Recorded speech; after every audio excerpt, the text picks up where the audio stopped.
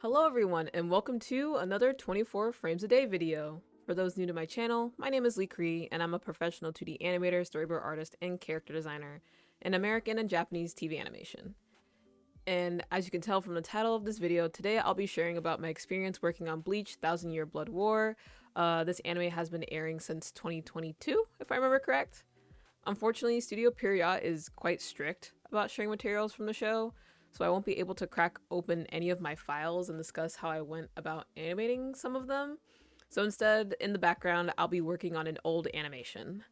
This animation was actually a demo I did for my Colossal course a couple years back, but recently I've been developing these characters into a short story that maybe, hopefully, one day I could turn into a mini web series, but we'll see about that. I don't know. Who knows? But enough of the preamble, let's get into questions. So to kick off our video, we will ask, the basic, the most asked question whenever I announce I work on an anime. How did you get hired to work on Bleach? So, right after my first anime, which was Madoka Magical Record, it wasn't too long after when I was approached by a PA from Studio Pierrot to work on Baruto episode 258, if I remember. Someone correct me if I'm wrong.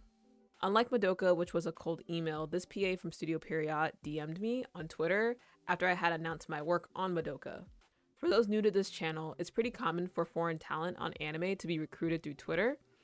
It was only my second anime, and I remember at the time being neck deep in cuts for Baruto because the deadline was super short. And after I had handed in my layout, my PA told me how he showed my layout work to another PA within the studio, and he asked if I would be comfortable with possibly working with them on a project before my next episode on Baruto, which was 268. Again, it's been so long, I don't know if that's the correct episode number, but I feel like it is. I said yes, and I had no idea what the project was, but I do remember when I did find out it was for Bleach, I ran to my older sister's room freaking out about how I got offered to work on the show. This was like May or June of 2022, and the first season was going to air that July, but the episodes I worked on, which were episodes 11 and 13 of that first season, were going to air in the fall time. So the timing worked out for me, and I just said yes and started working on Bleach. So moving on to the next question, another one I get a lot whenever, I announce working on an anime. A very common one is, oh, are you a fan of the show? If not, do you have to read all the manga or light novels in order to work on said show? And to answer that question, out of the big three, which for me growing up was One Piece, Naruto, and Bleach, that might change depending on like when you were born. I was born in like 96, so that was the big three for me. But out of those three anime, I've always been a Bleach fan. I avidly watched, the episodes on Toonami, and then later on Adult Swim, on Cartoon Network, and I even collected the manga by saving up my weekly allowance back in like middle school and high school. So yeah, I was a huge fan of the show. I knew the characters and the story like the back of my hand. So naturally, working on Bleach was very much a childhood dream come true. Technically, you don't necessarily have to be super familiar with the source material, since adaptations will have inevitable changes to match the format of how the story is being told. In this case, it's like taking from printed media, manga, to TV format. And to further prove that point, as of this recording, I've already worked on a couple of episodes for One Piece, but I've actually haven't read the manga. And in terms of the anime, I've only maybe watched like the first 20 episodes, like, and that's like the 4Kids dub. So yeah, I'm so sorry, One Piece fans. I swear I do not hate One Piece. Don't come for me. It's just very, very long and a lot to. It's just a lot for me, okay? But I will admit, working on the One Piece anime has gotten me interested in learning more. So maybe I will pick it up so that I don't have to go into meetings and ask them, hey, who is this character? But back on topic. Even though it's not mandatory you know the IP down to its smallest detail, I will admit that having that knowledge and love for the story can contribute to the final product. When it comes to adapting a story, regardless if it's American or Japanese animation, there's always a need for balance. You can't just not research the material, but you also can't be super tied down to it either. Either end of that spectrum can often result in responses like, this is nothing like the original, or the opposite would be, oh, this is just a copy paste regurgitation. I might as well go back and watch the original because that's better anyway. So at the end of the day, our jobs as TV production artists and workers are to make the best story possible in that format that we are translating to. So sometimes that means I have to reread a selection of chapters along with reading the episodic director storyboards multiple times to make sure that balance is met. And sometimes there are productions that go off the script and create what most fans would call anime only parts that are more suited for a TV format than a manga format. And speaking of anime only, that brings us to our next question. Did you help animate any of the anime only moments in the show? If you did, how was the process compared to animating manga parts of the show? So for the second core, or second season if you want to get really technical with it, I had a lot of dialogue cuts for the prelude of Shinji and Bambi's fight. When I was assigned the cuts, I remember reading the storyboards and thinking, wait, this fight is like a lot longer than I remember when I read the manga. So I went back and reread the chapters and I found out, oh, they extended some parts of it. Up until that point, most of my cuts on the show were very one-to-one with the manga, so much so that sometimes the storyboards I was given just had like the manga panels like pasted in there. Like it was just there. Like this cut I did for episode 11 with Hitsugaya, they just gave me the manga panel, which was crazy. I had never seen that before in my work experience at the time. But if I had to describe the difference between animating a direct one-to-one manga panel for a cut versus an anime only moment, I think animating like a direct one-to-one manga panel makes me feel like I have to capture what the original author envisioned, while an anime only cut is me trying to capture the episodic director's vision. Because that anime only cut wasn't originally in the source material, it's an opportunity for the director to add or subtract material that's better suited for TV. And while I like being able to bring exact manga panels to life, I do find it more fun personally when I'm given an anime only scene, because I get to learn more about how the episodic director is interpreting that specific moment of the story in their own way that doesn't diminish the source material. But moving on to our next question, do you have any tips and tricks that you use whenever you're approaching cuts after you're giving storyboards? How do you develop your keyframes? Before I even open Clip Studio Paint, I basically spend the first day studying and finding resources that will help me create the rhythm I want in a shot. And by rhythm, oh man, that's hard to explain, but when I animate, I think of it like music. Like all the bits and pieces have to work together in harmony. And you know, whether it's books, YouTube, Sakagaboru, I like building a game plan so all the heavy lifting is done on the front end of animating, and I'm not having to make huge changes on the back end, aka retakes. My usual go-to is to thumbnail poses in my sketchbook, so I get all the drawing jitters out. Sometimes I even do quick thumbnail pose studies of animations that are like in the same vein of what I'm animating, just to see what different ways I can approach that cut. But once I finally absorb all that information, I go in and I start blocking out in the main key poses and breakdown poses. And while I'm drawing those core poses, I'm also starting to play around with the spacing in between those drawings, aka am I using halves, am I using thirds, am I using favors, how am I going to build that rhythm just with the key poses alone, so that, you know, the in-between process is not going to be that hard. And maybe I'll make a video one day talking more in depth about spacing in general, because it's like a concept that is so it's so deep, like I couldn't explain it in one question. And when I've got that rhythm down and the poses down, I'll go in and do a rough tie down of those drawings. And yeah, that's pretty much how I approach it at first. And I guess from here we can transition into our next question. How was the process for them to reach you and ask to participate in a specific episode? And what was the average time they gave you for each cut? So I'm actually going to answer the second part first because it pertains to cuts specifically, since we were already talking about, how do I approach my cuts in terms of, key poses and breakdown poses. As I mentioned before in previous videos, deadlines can vary depending on a production schedule, which can be determined by their budget as well as many other factors. In my first year of anime, it would be anywhere between 2 to 4 weeks to do a section of cuts. And in my experience, I've done as little as four for a section to like over 30 cuts for a section. It can really vary. It's just, it's a gamble. Unless it's communicated that certain cuts are priority or, they need to be done first, I usually try my best to do 2 to 4 cuts a day, depending on the complexity of that shot. But to answer the first part of that question, in the case of Bleach, every time I handed in my cuts for an episode, my PA would simply ask me if I was interested in working on another episode that they would be in charge of. And if there was going to be a huge gap in time until their next episode, they would temporarily assign me to a different PA on a different episode until it was time to go back.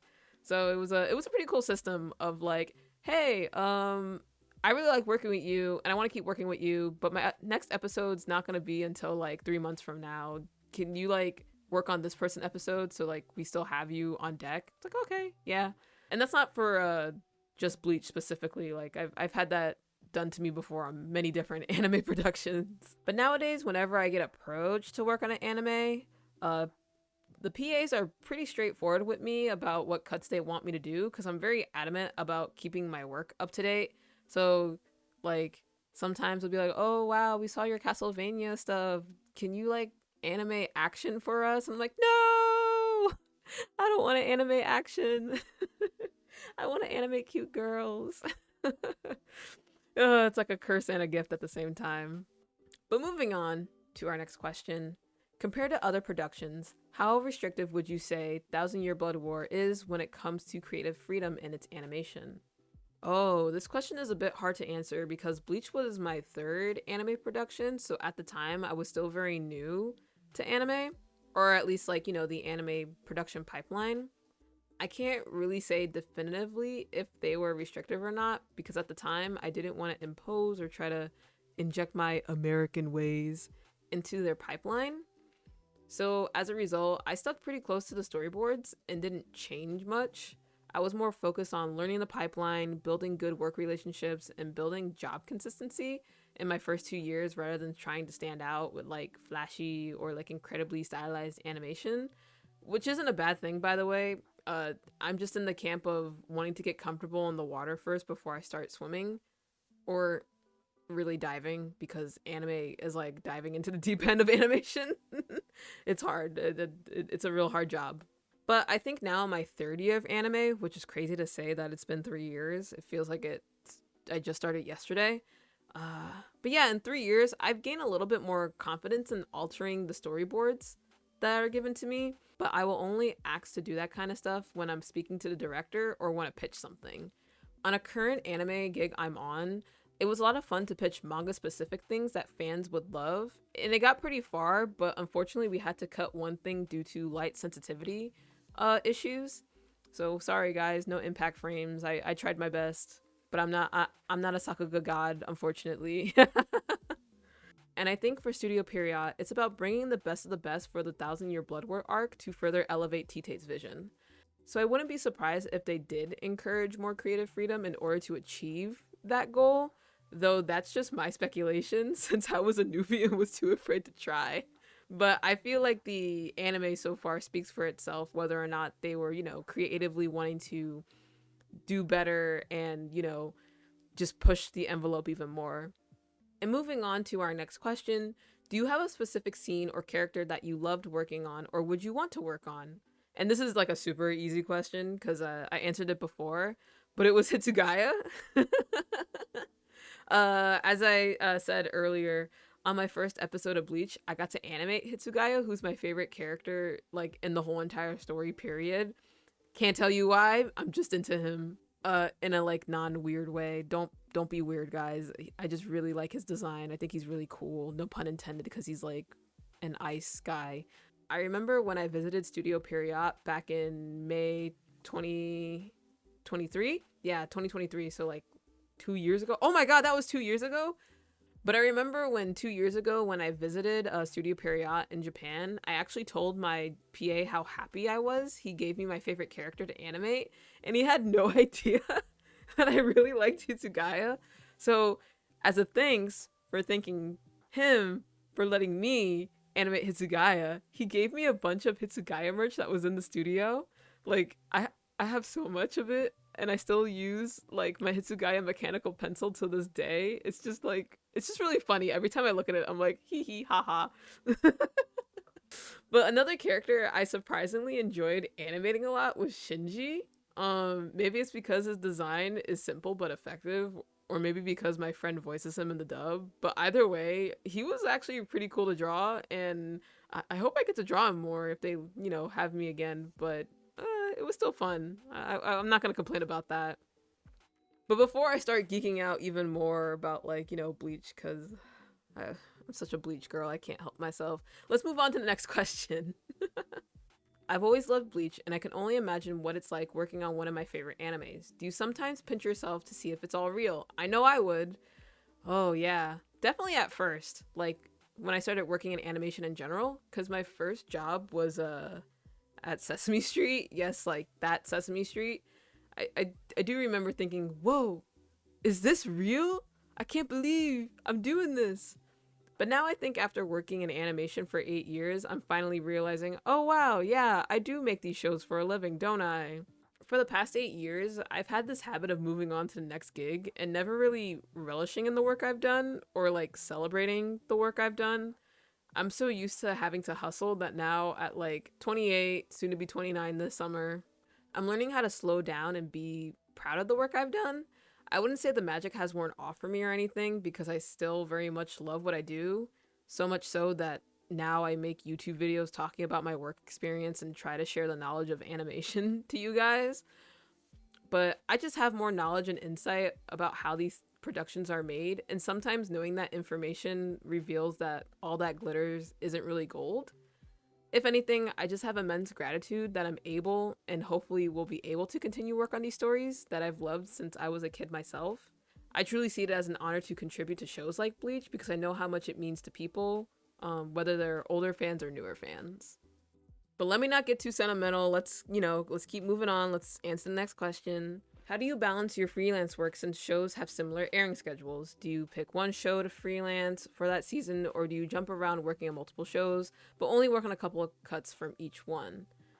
Oh, in my first 2 years of anime, I would just take anything and didn't really get like picky about the amount of cuts that were given to me, which was truly a crazy balancing act when you factor in like I work full time in American studios. I was just trying to build up experience back then, but now I prefer to work on, 1 to 3 episodes for a show rather than every single episode of a season. And since I do have a full-time job, I try to keep the cuts under 30 if possible. Though sometimes there are exceptions because, depending on the project, I might say yes, or depending on the person asking me, I might be, all right, I'll do it. Okay, maybe not for the latter. I've learned my lesson from, the last 24 frames a day. But yeah, it just truly depends. If there's ever a case of, it's an anime I want to work on, but my schedule is just too busy, I'll simply ask the PA if it's possible to work on a later episode with them when I know my schedule will be open again. And nowadays, I'm trying to be more selective about what titles I choose because I want to work on shows, regardless if it's American or Japanese, that will challenge me in ways that I can grow as an artist. And maybe as a person too. I don't know if that's possible, but mostly as an artist. And then for our last question for this video, would you like to participate in season 4? If so, what scenes would you like to animate? Oh yes, absolutely. I would love to be able to animate for season 4 of Bleach, but only if they'll have me again. I really don't have, say and power in that. It's truly up to if the PAs, one, are still there and want to hire me, or if, I'm good enough to do that. But even if I don't get to work on the 4th season, it was still an honor to work on the show and check off, one box off my animation bucket list. It's still an accomplishment at the end of the day to have made it this far into the series. So if it ends here, that's fine by me. I'm pretty much satisfied with the experience. So yeah, I can only say, it's truly an honor, and if this is where it ends, this is where it ends. But that pretty much sums up my whole entire experience, working on the 3 seasons of Bleach, Thousand Year Blood War arc. And I apologize to anybody who had their question overlooked. Most of them started blending in with each other or like were really similar. So I kind of boiled it down to these 10 main questions. One, because I don't want you guys sitting for like an hour watching this. And then two, my voice can only go for so long. But if you do have any questions about what it's like working in animation for American and Japanese TV productions, please, please, please send your questions down below to the 24 frames a day questionnaire form in the description. We have Q1 open, and the shows we have listed, if I remember correct, it's One Piece, Castlevania, My Adventures with Superman, and wait, there's another one. Oh, Spider-Man. It's Spider-Man, which by the time this video comes out, the new Spider-Man cartoon on Disney Plus, I think, will be airing. So if any of those shows interest you and you want to learn what it's like working on them, please send your questions. Also, if you just have general animation industry questions or portfolio questions, you can also send those down below, because I like to be able to have a mix of production specific questions and more general questions for people who are, wanting to learn more about how to animate or how to break into the industry, or, what resources they should, study and stuff. But I think this is it from here. Thank you guys so much for watching and being patient with me. I hope we can have a very fun year with these 24 frames a day videos. And yeah, I'll see you in the next one. Bye!